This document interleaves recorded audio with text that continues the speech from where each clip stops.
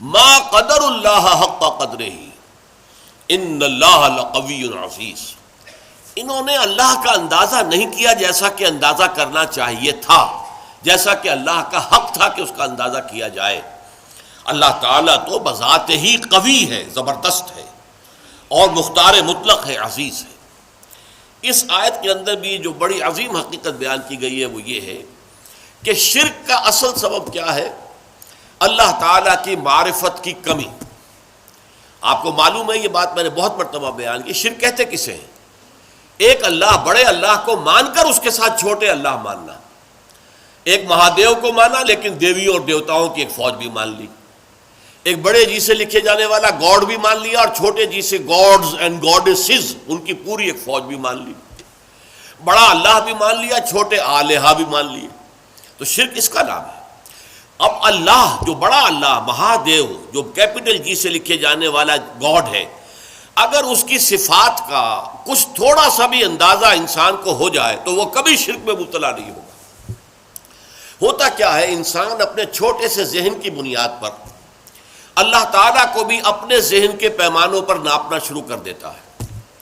جیسا کہ آپ کو معلوم ہے، زیادہ سے زیادہ تصور جو ہے پچھلے زمانے میں جاتا تھا، طاقتور ہستی، با اختیار ہستی تو بڑا بادشاہ، بس اس سے آگے کا کوئی تصور تو نہیں تھا۔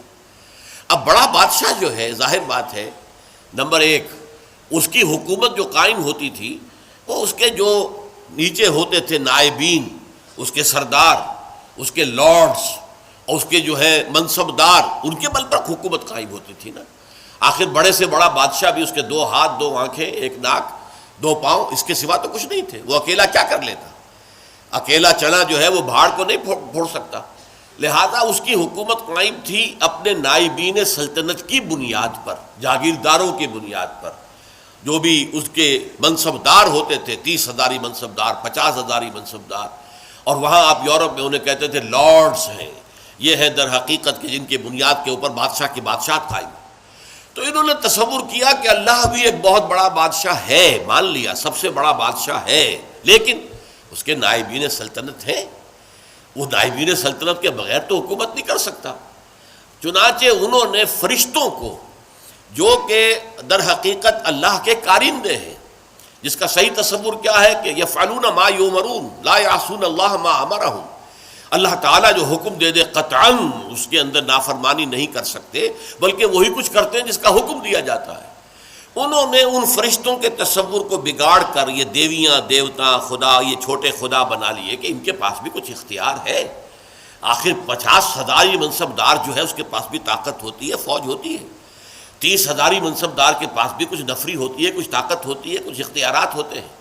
لہذا انہوں نے یہ در حقیقت دیوی، دیوتا اور گاڈز اینڈ گاڈیسز وغیرہ جو ہیں، یہ ایمان باللہ کی بگڑی ہوئی شکل ہے، ایمان بالملائکہ کی بگڑی ہوئی شکل ہے، کہ انہوں نے ملائکہ کو با اختیار مان کر اب ان کو بھی، ان کے لیے مورتیاں بنا لی، ان کے لیے تصویریں بنا لی، ان کے لیے اپنے تخیل سے، اپنے تصور سے شکلیں بنا لی، پھر ان کے خاندان بنا لیے، فلاں کی بیوی، فلاں دیوتا کی وہ بیوی جو ہے وہ اس کی دیوی، اس طریقے سے ایک نظام جو ہے خاندانی گھڑ لیا اور انہیں وہ دیویاں اور دیوتا بنا لیا۔ انہوں نے سمجھا کہ جیسے بڑے سے بڑے شہنشاہ کی شہنشاہی بھی نائبین سلطنت کے بل پر قائم ہے، اسی طرح اللہ کی بادشاہت جو ہے تو سب سے بڑا بادشاہ وہ اللہ بادشاہ، سب سے بڑا بادشاہ، لیکن یہ کہ اس کی بادشاہی بھی ان نائبین سلطنت کی بنیاد پر قائم ہے۔ لہذا ان کی کچھ نہ کچھ دنڈوت کرو، ان کی کچھ نہ کچھ جو ہے وہ پوجا کرو، پاٹ کرو، کچھ ان کو دھو، کچھ ان کا دھون پیو، کچھ انہیں خوش کرو گے تو اللہ خوش ہوگا نا، یہ راضی ہوں گے تو اللہ راضی ہوگا۔ یہ تصور کیا ہے، انسان نے اللہ کو ایک بہت بڑے بادشاہ یا بہت بڑے جاگیردار کی شکل کے اندر دیکھا، اور یہ نہیں سمجھا کہ وہ تو خود قوی ہے، ان اللہ لقوی عزیز۔ اس کی قوت جو ہے فرشتوں کے اوپر اس کا دار و مدار نہیں ہے، کوئی نائبین سلطنت نہیں ہے کہ جن کے اوپر اس کی طاقت کا دار و مدار ہو، بذات ہی قوی ہے، بذات ہی عزیز ہے۔ اس کی قوت اور اس کا اختیار جو ہے وہ اپنی ذات میں ہے، کسی اور کے سہارے قائم نہیں ہے۔ اسی طرح کچھ لوگوں نے سوچا کہ بڑے سے بڑا بادشاہ بھی ہوتا ہے، تو آخر وہ ظاہر بات ہے کہ اگرچہ آپ کو معلوم ہے کہ ویسے انسان کو زیادہ مطلوب تو بیٹے ہوتے ہیں کہ اس سے اس کا نام چلتا ہے، لیکن زیادہ محبت بیٹیوں سے ہوتی ہے۔ اس اعتبار سے اگر کوئی بیٹی جو ہے کوئی اپنے باپ سے فرمائش کرے تو بڑا مشکل ہو جاتا ہے باپ کے لیے اپنی بچی کا، اپنی بیٹی کی فرمائش کو رد کرنا۔ اس طریقے سے عرب والوں نے کیا سمجھا، یہ فرشتے جو ہیں خدا کی بیٹیاں ہیں، اور خدا اپنی ان بیٹیوں کی کسی فرمائش کو رد نہیں کر سکتا۔ اگر یہ جو ہے کسی کی سفارش کر دیں گی تو بس کیا کہنے، پھر اس کا بیڑا پار ہو جائے گا، وہ کامیاب ہو جائے گا۔ اس بنیاد پر انہوں نے فرشتوں کو خدا کی بیٹیاں قرار دیا، ان کی مورتیاں بنائیں، لات، عزیٰ، منات، یہ سب مؤنث نام ہے جیسا کہ میں نے آپ کو بتایا۔ اور صاف انہوں نے کہا وَمَا نَعْبُدُهُمْ إِلَّا لِيُقَرِّبُونَا إِلَى اللَّهِ زُلْفَىٰ، ہم جو ان کو پوجتے ہیں وہ اس لیے کہ یہ ہمیں اللہ سے قریب تر کر دیں۔ اور یہ بھی کہا گیا کہ هؤلاء شفعاؤنا عند اللہ، یہ اللہ کے ہاں ہمارے شفیع ہوں گے۔ اختیار مطلق تو اللہ کے ہاتھ میں ہے، لیکن کوئی شخص اپنی پیاری بچی کی کسی بات کو رد کرتا ہے؟ اللہ بھی اپنی بیٹیوں کی سفارش کو رد نہیں کرے گا، لہذا ان کی سفارش سے ہمارا بیڑا پار ہو جائے گا۔ اسی طریقے سے بڑے سے بڑا آدمی بھی ہوتا ہے تو اس کے کچھ دوست ہوتے ہیں، ان دوستوں کی بات وہ ٹال نہیں سکتا۔ اس کی وجہ کیا ہے؟ ہر انسان کو معلوم ہو، چاہے بڑے سے بڑا انسان ہو، اسے معلوم ہوتا ہے کہ کسی وقت مجھے ضرورت پیش آ سکتی ہے اپنے دوست کی مدد کی۔ اب اگر میں اپنے دوست کی کوئی بات نہیں مانوں گا تو میری ضرورت کے وقت یہ میرا دوست میرے کام نہیں آئے گا۔ تو دوستیاں پالی جاتی ہیں، باقاعدہ ان کو نبھایا جاتا ہے۔ بھائی بات تو یہ غلط کہہ رہا ہے، صحیح نہیں ہے، لیکن کیا کریں، دوست ہے۔ اب دوست کی بات تو لٹائی نہیں جا سکتی، ماننی پڑتی ہے۔ اسی سے تصور بنا اللہ کے اولیاء، اللہ کے دوست، جتنے بھی عظیم انسان گزرے کہ جو اپنی جگہ پر اللہ کے بندے تھے، بالکل اللہ کی بندگی ہی پر وہ فخر کرتے تھے، اور وہ اللہ کے سامنے سر تسلیم جو ہے جھکائے رکھتے تھے، لیکن ان کے تقوی، ان کے زہد کی بنا پر انہیں جب اولیاء اللہ قرار دے دیا گیا تو وہ اللہ کے دوست ہیں، اللہ کے ولی ہیں۔ اب یہ کسی سے خوش ہو جائے اور اس کی سفارش کر دے تو بیڑا پار ہو جائے گا، لہذا اولیاء اللہ کو بھی خداؤں کی فہرست میں شامل کر لیا گیا۔ چنانچہ یہ بات تقریباً اجماعی ہے کہ یہ جو قوم نوح کے بت تھے، وہ بت تمام کے تمام اولیاء اللہ، اس قوم کے اندر جو اولیاء اللہ گزرے تھے، بڑے نیک لوگ، زاہد و عابد، اللہ کے محبت کرنے والے، اللہ کے لیے اپنی پوری زندگی لگا دینے والے، ان کے ناموں پر انہوں نے بت گھڑ لیے تھے۔ اب آج ہمارے یہاں یہ صرف کمی ہوئی ہے کہ بت نہیں ہے، لیکن قبروں کے ساتھ وہی معاملہ ہو رہا ہے۔ قبروں کو دھویا جا رہا ہے، دودھ سے دھویا جا رہا ہے، کسی عرق گلاب سے دھویا جا رہا ہے، اور پھر ظاہر بات ہے کہ اس میں سے کوئی ایک گلاس بھر کے لے آئے تو گویا کہ بڑا تبرک اس کو مل گیا، اسے سنبھال کر رکھے گا۔ یہ سارا کام کیا ہو رہا ہے؟ وہ یہی ہے کہ اولیاء اللہ ہیں، اللہ کے اولیاء ہیں، یہ راضی ہو جائیں، یہ خوش ہو جائیں، یہ کسی کی سفارش کر دیں تو بیڑا پار ہو جائے گا۔ اس لیے کہ آپ کو معلوم ہے کہ بڑے سے بڑا شخص بھی اپنے دوستوں کی بات تو رد نہیں کر سکتا نا۔ اب یہ ساری چیزیں کیوں ہو رہی ہیں؟ کہ تم نے اللہ تعالیٰ کو انسان سمجھا ہے اور بڑے سے بڑے انسان پر قیاس کر لیا ہے۔ بادشاہ ہو، بہت بڑا جاگیردار ہو، عام ایک کاشتکار جو ہے غریب، وہ شاید بادشاہ کو بھی نہ جانتا ہو کس بلا کا نام ہے، اسے تو معلوم ہے ہمارا جاگیردار ہے جو چاہے کرتا ہے، جس کی بیٹی چاہے اٹھا کر لے گا، جس کا جو چاہے کام کرے، اس کو کوئی چیلنج نہیں کر سکتا، اس کے اختیارات مطلق ہیں، بس جاگیردار۔ اسی پر انہوں نے قیاس کر کے اللہ تعالیٰ کے ساتھ یا نائبین سلطنت گھڑ لیے، یا اللہ کی بیٹیاں بنا لی، یا اللہ کے بیٹے بنا لیے، یا یہ کہ اولیاء اللہ کے ساتھ وہ معاملہ کرنا شروع کر دیا جو اللہ کے ساتھ کرنا چاہیے تھا۔ یہ ہے اصل سبب، ما قدر اللہ حق قدرہ، وہ اللہ کا اندازہ نہیں کر سکے۔ اللہ کی حکومت کسی کے بل پر قائم نہیں ہے، اللہ کسی کا دست نگر نہیں ہے، اللہ کو کسی کی حمایت کی ضرورت نہیں ہے، اللہ بذات ہی القوی ہے، اسے کسی فرشتے کی حاجت نہیں ہے، جو چاہے جب چاہے بغیر کسی فرشتے کو بیچ میں لائے ہوئے اللہ تعالیٰ کر سکتا ہے۔ آنے واحد کے اندر اس کا ایک حرف کن ہوگا اور بڑی سے بڑی بات ہو جائے گی۔ ہاں وہ چاہے تو فرشتے کو بھیج دے گا، جاؤ یہ کام اس طرح کر دو، لیکن نہیں، اس سے زیادہ حیثیت فرشتے کی نہیں ہے۔ وہ اللہ کے فرشتادے ہیں، اللہ کے کارکن ہیں، اس کے سوا کچھ نہیں۔ اولیاء اللہ کے دوست ہیں، یقیناً کوئی شک نہیں، لیکن یہ کہ ان کے ہاتھ میں اختیار مطلق نہیں ہے کہ جس کو چاہے بخشوا دے۔ اللہ تعالیٰ کا اختیار ہے، وہ جس کی چاہے گا شفاعت سنے گا، مانے گا، جس کو اجازت دے گا وہ صرف شفاعت کے لیے زبان کھول سکے گا۔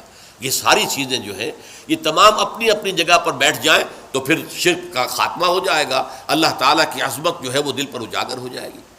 اب اسی پر قیاس کیجئے، جو اللہ کی عظمت کا اندازہ کر لے، جو اللہ کے حسن و جمال کی کوئی جھلک دیکھ لے، کیا وہ دنیا میں کسی اور شے کا پرستار ہو سکتا ہے؟ اللہ کا حسن، اللہ کا کمال، اللہ کا جمال، اللہ کی قدرت کاملہ، اللہ کا علم کامل اگر کوئی اندازہ ہو جائے تو کیا آپ اپنے نفس کے غلام بن سکیں گے؟ افرأیت من اتخذ الہہ ہواہ، کیا آپ وطن کو معبود بنا سکیں گے؟ ان تازہ خداؤں میں بڑا سب سے وطن ہے، جو پیرہن اس کا ہے وہ مذہب کا کفن ہے۔ کیا آپ نیشنلزم کے بخار میں مبتلا ہو سکیں گے؟ کیسے ممکن ہے؟ کیا کوئی جھوٹا نظریہ جو ہے ایک تصور کے حسن مبہم پر ساری ہستی لٹائی جاتی ہے؟ کمیونسٹوں نے اپنی جانیں دی ہیں کس لیے کہ ایک آئیڈیل خواب ان کو انہوں نے دیکھا کہ کلاس لیس سوسائٹی ہمیں بنانی ہے، جس میں استحصال نہ ہو، جس میں کسی پر جبر نہ ہو، کسی پر ظلم نہ ہو۔ ایک خواب تھا، تصور تھا، وہ ایک دن کے لیے بھی نظام قائم نہیں ہو سکا، لیکن جن لوگوں نے اس تصور کے اور اس خواب کو قبول کر کے جانیں دی ہیں، آپ ان کا تصور کیجئے۔ ایک تصور کے حسن مبہم پر ساری ہستی لٹائی جاتی ہے، ساری ہستی لٹا دی، لوگوں نے جانیں دے دی۔ تو لیکن یہ کہ اللہ کا اگر انسان کو اللہ کی معرفت کا کچھ حصہ حاصل ہو جائے، اللہ کی قدرت کاملہ، اللہ تعالیٰ کا علم کامل، اللہ تعالیٰ کا ہر جگہ ہر آن موجود ہونا، اللہ کا ہمارے ساتھ ہونا، ہماری رگے جاں سے بھی قریب تر ہونا، یہ ساری اس کی صفات کمال جو ہے، اگر واقعتاً اس کی کوئی جھلک انسان دیکھ پائے، دیکھیے میں کہہ رہا ہوں دیکھ پائے، ایک یہ کہ عقیدہ ہے ہمارا، عقیدہ اور شے ہے، اگر آپ کو یہ محسوس ہونے لگے، اگر یہ آپ کا حال بن جائے، اگر یہ آپ کی وجود کے اندر سرایت کر جائے، تو یہ ہے پھر سب سے اونچا مقام، یہ ہے کہ جس سے پھر آپ بری ہو جائیں گے ہر نوع کے شرک سے۔